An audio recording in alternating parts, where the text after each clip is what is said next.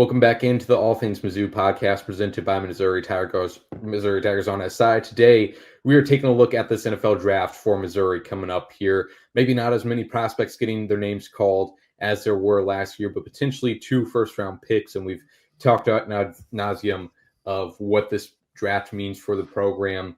And so today, to take a look at 5 prospects that will likely get their name called in this draft, we are joined by Tyler Brooke, NFL draft expert, formerly of the 33rd team. Tyler, how are you doing? And thanks for joining us. I'm doing great. It's kind of a blur this time of year, right? I looked up and we're 2 weeks from the draft, and I thought there's no way that can be accurate. But, here we are. I've got 180 guys graded at this point. I made sure to do a speed run again through all the Missouri guys before hopping on here. I'm excited to talk it because there's a couple surprises, I wasn't really prepared for when it comes to this Mizzou draft class. Yeah, absolutely. I mean, it's going to be interesting to watch on day 3, and especially for us as writers to try to cover this from Missouri because, day 3 is always the crapshoot. As far as I'm at that point, teams are just solely drafting on who, their specific needs, maybe some niche players in there. I was shocked last year when the Packers took Tyron Hopper in round 3 and made me go to work on Friday night. We're going to talk about a few of those day 3 prospects today.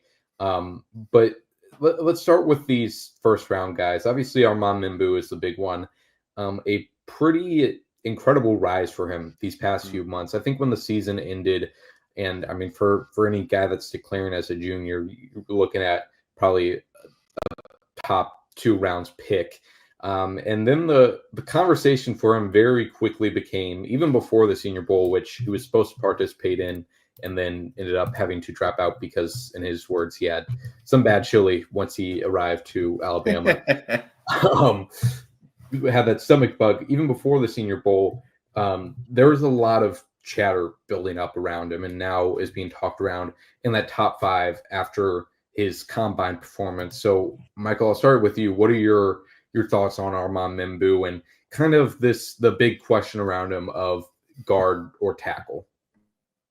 Well, I think I said this around the combine when we did get to talk to him, that it was nice to kind of hear him defend himself and tell the media and tell teams that he wants to play tackle, even though there is a bit of there's a big question mark there. Obviously, as far as the positives go, his athleticism is off the charts. So then, like you said, he's on the younger side of things. So 2 real positives when you're looking at an offensive lineman. But yeah, the size concerns are there, and it's kind of a bit of a redundant topic we've been talking about a lot.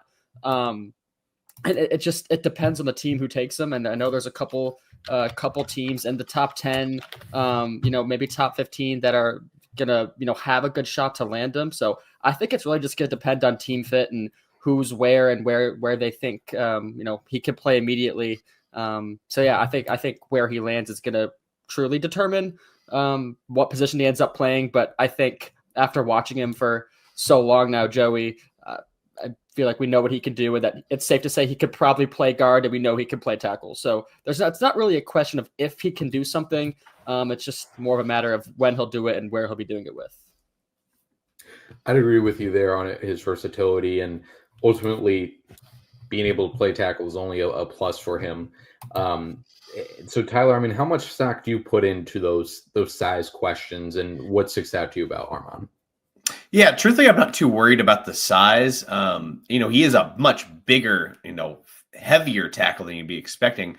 But I typically like to reserve, when we're having this like guard tackle discussion, I want to move my less athletic players inside.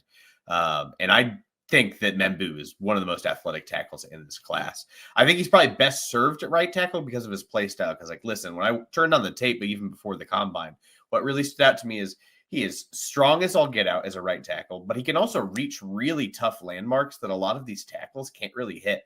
And it's because he can really get out of his stance and he has really quick feet. And again, that just isn't a thing usually with guys that are 330 plus pound tackles. But here he is. He's got the experience as a right tackle. If I recall from my research, he's a 3-year starting tackle for Missouri. Is that correct? Correct. Yep. Perfect. It was about half of his freshman season, but still. Gotcha. He checks a lot of the boxes for me. Granted, I have some agility questions with him, which shouldn't be a huge surprise to a guy his size. I think he tends to bend at the waist more than bring his feet through contact at times. Some of this is just polishing up some technique stuff, and he's going to have to deal with that anyway if they kick him over to the left side. But I view him as a tackle. He has the required length, and it's a rare combination of athleticism at that size that has me really intrigued. And I'm very curious to see where he goes. I'm mostly a Packers fan. So I'm always interested in the offensive lineman, but if he goes top 10, I'm not complaining about it. I really think he has that kind of upside. Yeah, I mean, the most popular mock destination for him seems to be the Jets at pick 5. You also have the Bears at pick number 10, I believe, that have been a popular destination for him. And I'd agree with you as far as bending at the waist. I mean, I'm not an expert at all when it comes to offensive line tape, but that is certainly something I noticed as well, of just his ability to kind of restabilize himself and his back strength. He really always seems in control when being pushed back by rushers. Mm-hmm. And as far as his athleticism, it was, would you say that was noticeable on tape? Because I would, or was it mostly the combine testing?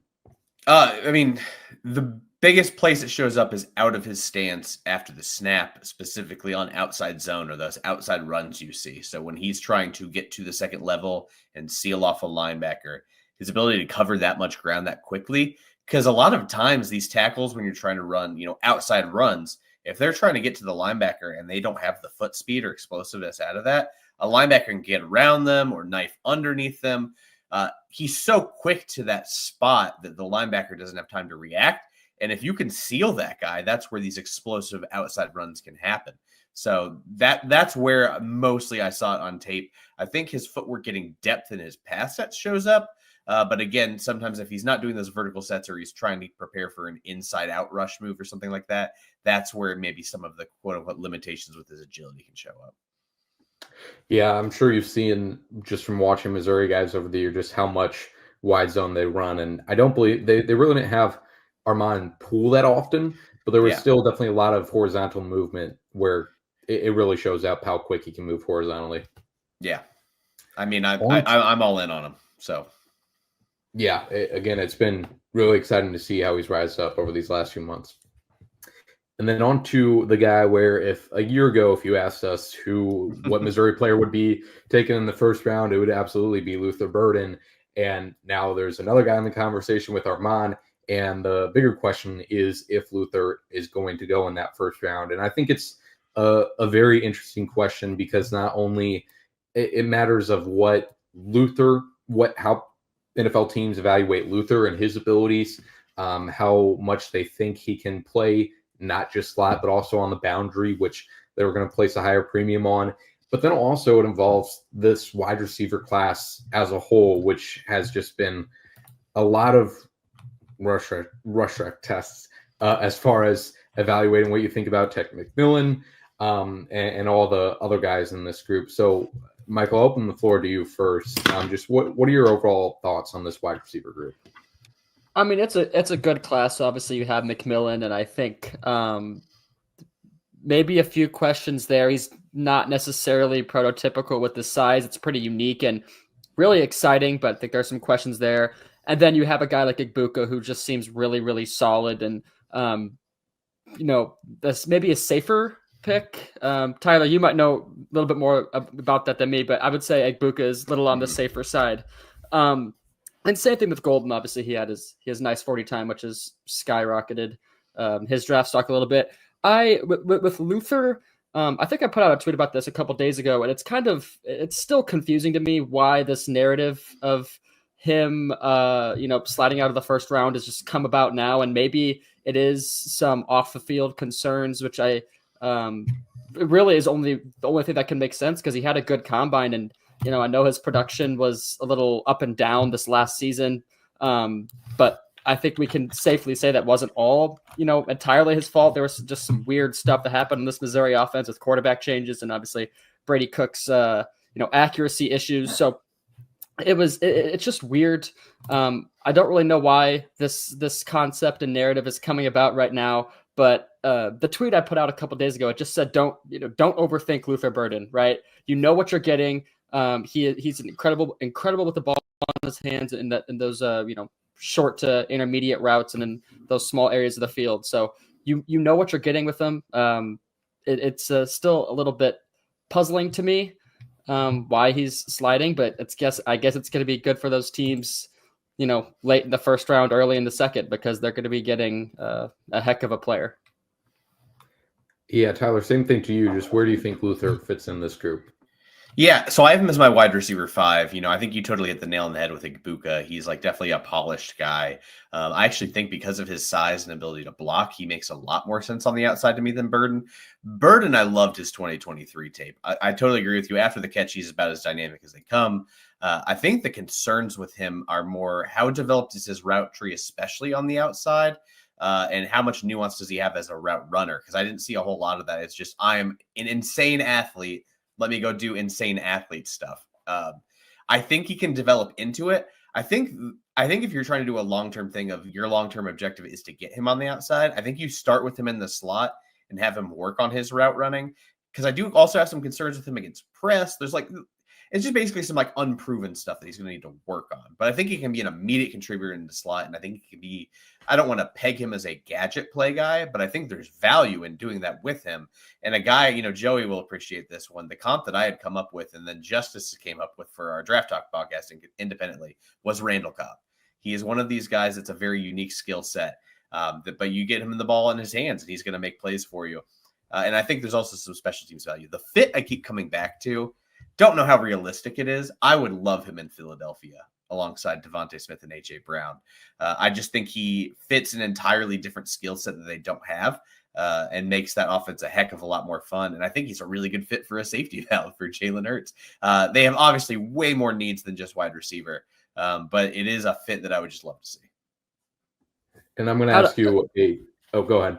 No, I would say, Tyler, I'm just curious. Do you think, I guess comparatively in the class with guys like, obviously Jaden Higgins is huge, Igbuka's on the bigger side, McMillan is huge, Trey Harris is pretty big. Is size with Luther Burden a concern at all? I guess more just compared to the other guys in the class, because it's not like he's small. No, yeah, you're right. But is it much of a concern at all, do you think? No, I'm not even evaluating off the size because, that specific role as a slot guy that you could develop into an outside, I'm not too worried about it. He just seems a little slender when you watch him, that he could put on weight.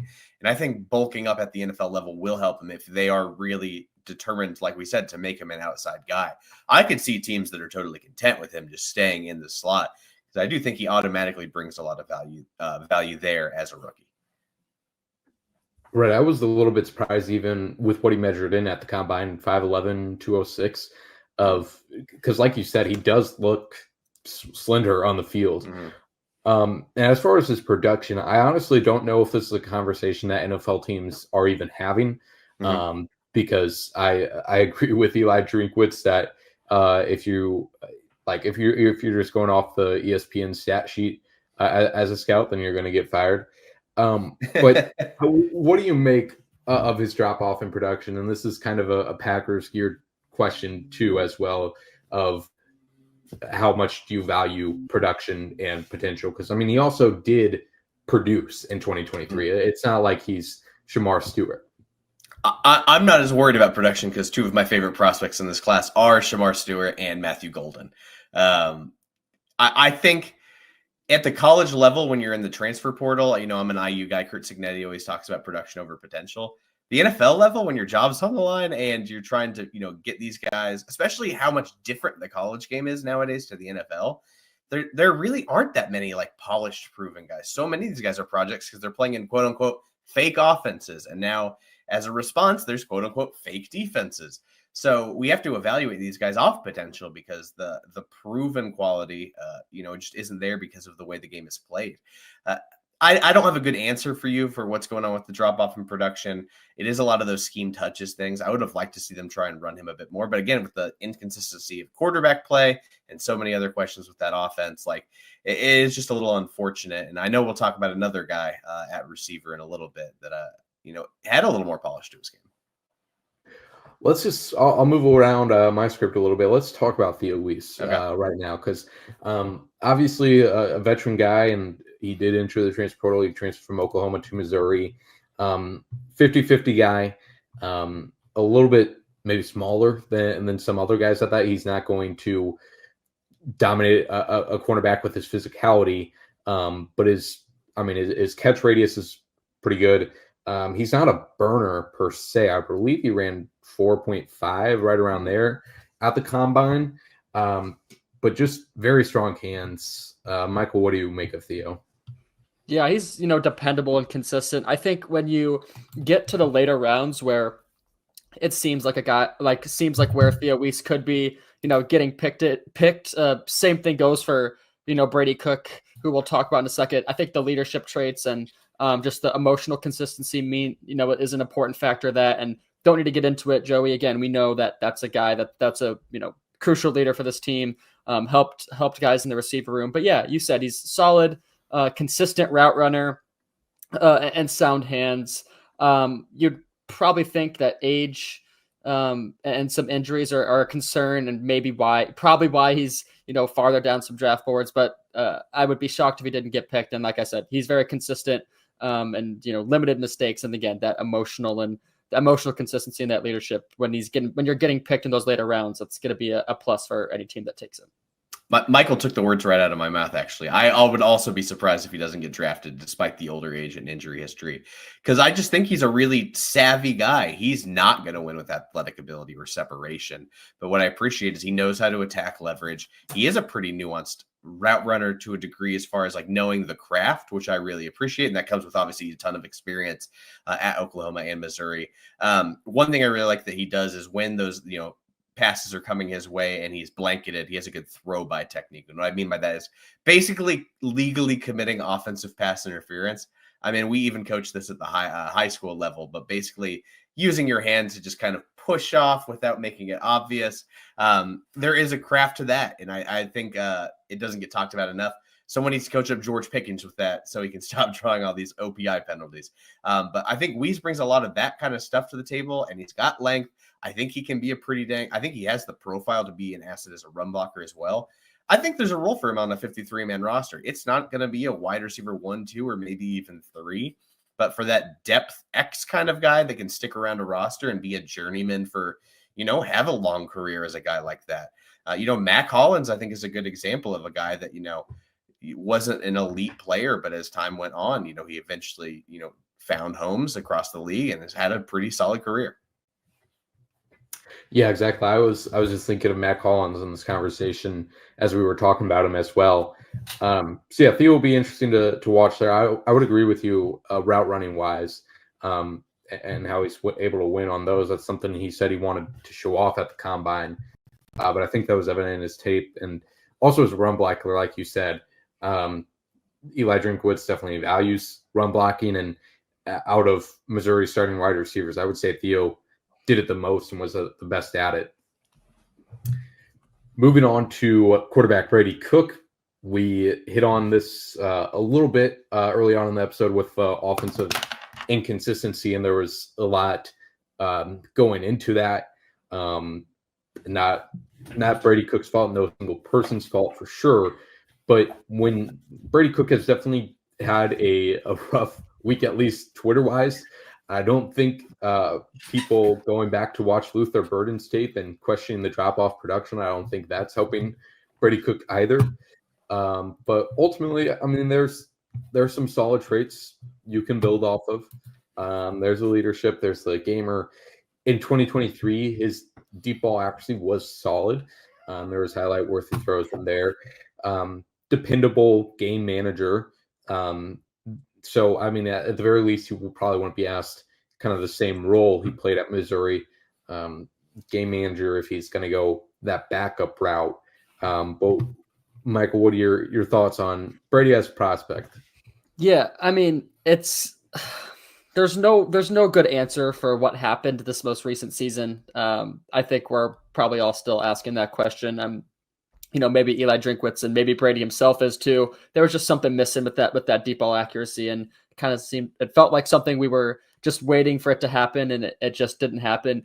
But like you said, toughness goes a long way, and obviously we know he's capable of that, and he is competitive and tough. So I think that alone is going to help him get onto an NFL roster. But those inconsistencies with the deep ball and accuracy and things like that might make it a little bit tougher. He's great on his legs and he's a good improviser, which I think helps a lot. And he can extend plays, so that's an important trait for a very important trait for a quarterback at the NFL level. And for the most part, short, in midfield, he's been pretty solid. Didn't throw many interceptions in his college career, 2 this most recent season and then 6 in 2023. And I don't know if that's a extremely fair evaluation of him as a quarterback, because I think he makes a lot of safe throws, which isn't a bad thing at all. He knows where he can fit the ball and he's going to do that at a high level. So you hit the hammer on the nail there. I think teams are going to know what they're getting with Brady Cook. Might not be I guess definitely not a day one start, but a guy that's going to play right away. But will be dependable and consistent once he gets in the game for a team. So I think that definitely that leadership and toughness is going to help a lot. It's the same thing, like I said, with Theo.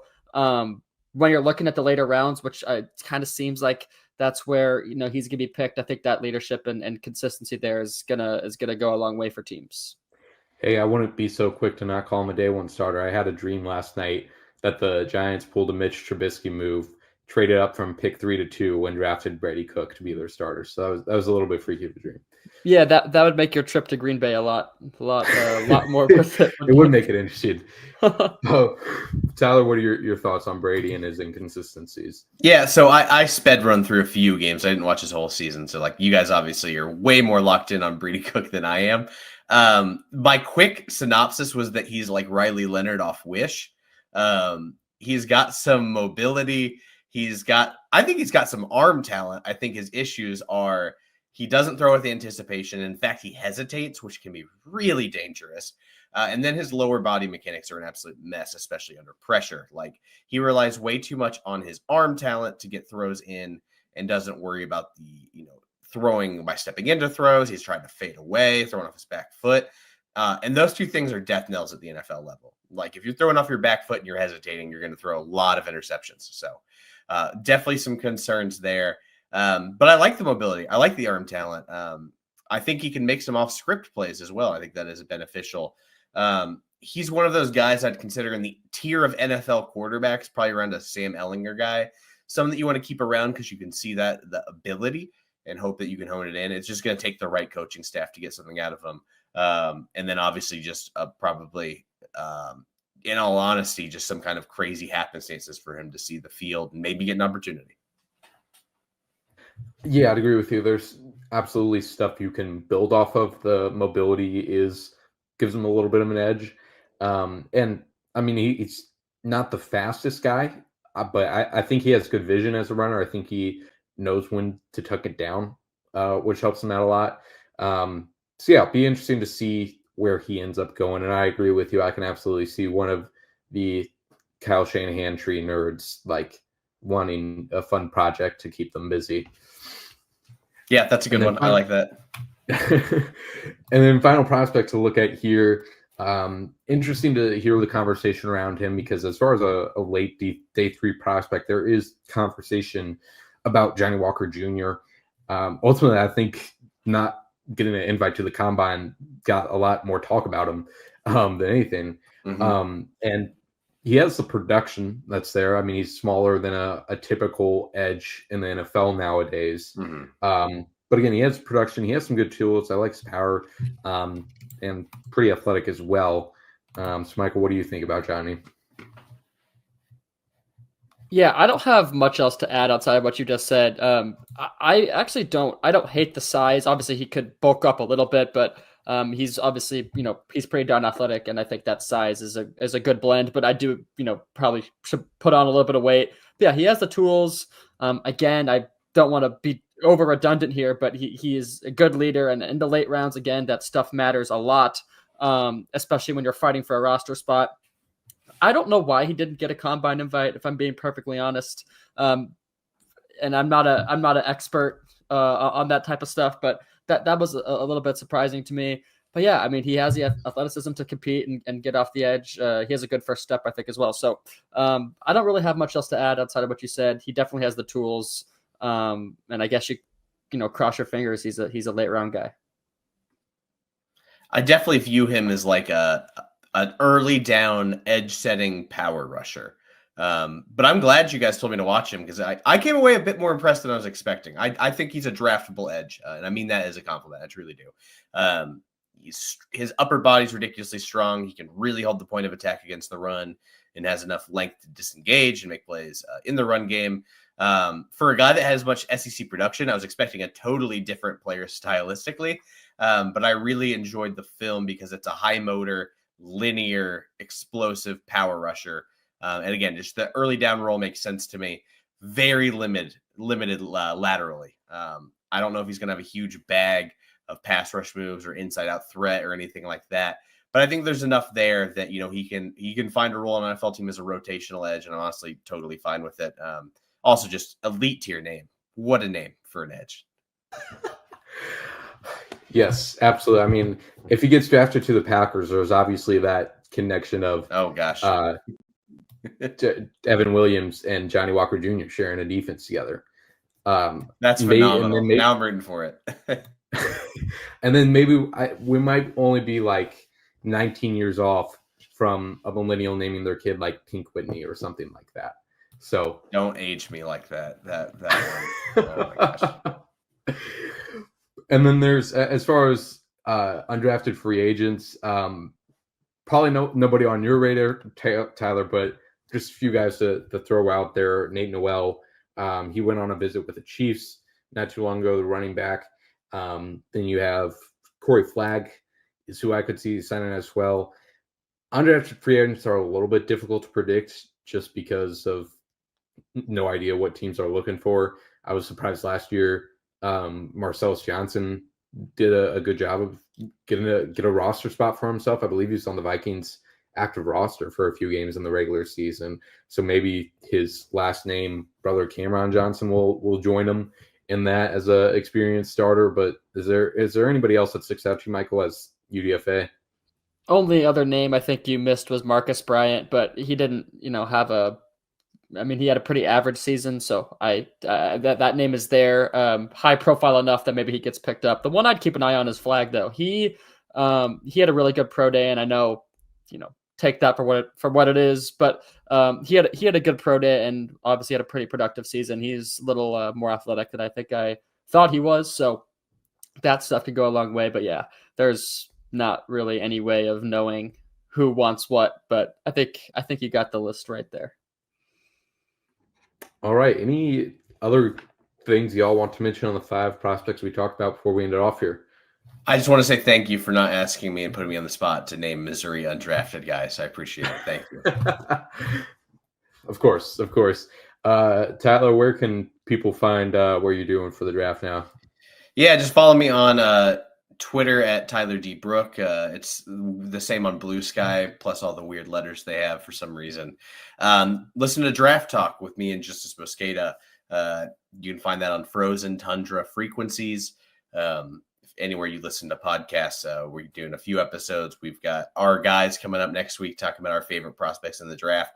And then who knows what I'm going to be doing yet for actual draft day. Still figuring that out. But I'm sure I'll be doing something on camera. And if Matthew Golden gets drafted by the Packers, I will be ripping my shirt off. I've made a bet for that. So we'll see what happens.